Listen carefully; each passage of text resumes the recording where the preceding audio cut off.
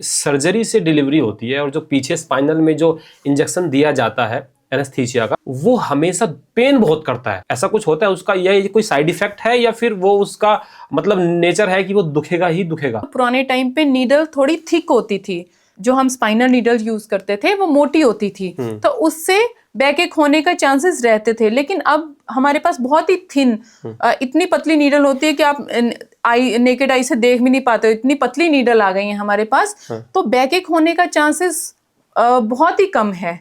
But आपने एक चीज नोटिस की होगी कि सबसे ज्यादा कंप्लेंट कौन करती हैं? जो प्रेग्नेंट फीमेल होती है, जिनकी सिजेरियन हुआ होता है, वही कंप्लेंट करती हैं कि हमें बैकएक हो रहा है स्पाइनल लगने के बाद। इसीलिए बिल्कुल। तो रीजन बेसिकली ये नहीं होता। रीजन होता है कि जब हम प्रेग्नेंट होते हैं या फीमेल प्रेग्नेंट होती हैं तो एक रिलैक्सिन हार्मोन निकलता है, बॉडी का कर्वेचर चेंज होता है। जब पेट आगे को बढ़ता है तो पीछे से हमारा स्पाइन का कर्वेचर भी चेंज होता है ना, तो ये सब चेंजेस को एकोमोडेट करने के लिए बॉडी रिलैक्सिन रिलीज करती है।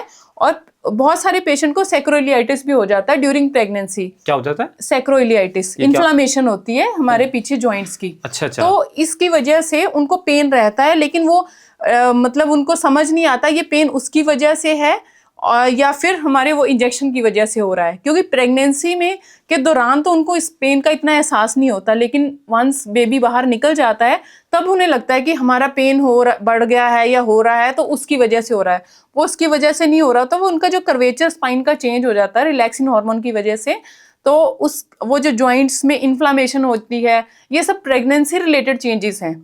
तो किसी किसी में बहुत ज़्यादा होते हैं, किसी में बहुत कम होते हैं। जैसे किसी में मोटापा बहुत ज़्यादा आता है प्रेगनेंसी में, किसी में बहुत कम आता है। तो ऐसे बॉडी का रिस्पॉन्स, हर बॉडी का रिस्पॉन्स डिफरेंट होता है, तो उसकी वजह से उनको पेन होती है।